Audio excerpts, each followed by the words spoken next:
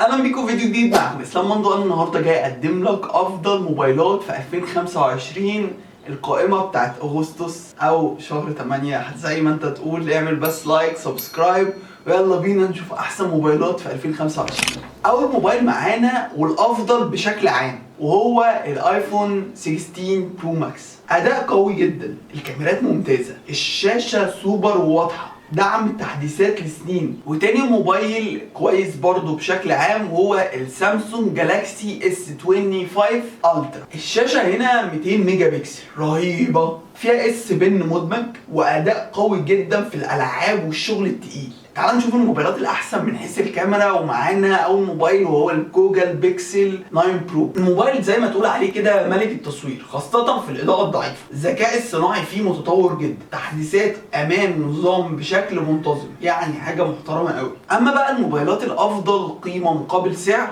وهو موبايل الوان بلس 13. الاداء بتاعه ممتاز جدا، والشاشه 120 هرتز، والشحن بتاعه سريع جدا، والبطاريه بتاعته كبيره. وتاني موبايل معانا الشاومي 15 الترا. التصوير فيه احترافي وسعره هنا اقل من المنافسين بنفس الفئه. تعال اقول لك احسن موبايل قابل للطي، السامسونج جالاكسي زد فلوت 7. الشاشه الداخليه بتاعته كبيره، التصميم متين ومحسن، مثالي جدا للشغل المتعدد. كده انا جبت لك كل انواع الموبايلات وقلت لك احسن موبايلات فيهم، الحاجات اللي قابله للطي واحسن اداء بشكل عام واحسن موبايل فيه كاميرا. كل الكلام دوت عملناه في الفيديو ده. لو تحب اعمل لك فيديو مقارنه بالمواصفات والاسعار عشان تختار وانت مغمض، فيا ريت تقول لي في كومنت تحت. واحنا كده وصلنا لنهايه الفيديو، ما تنساش تعمل لايك وسبسكرايب. واحب اختم الفيديو بكلمه لا اله الا الله.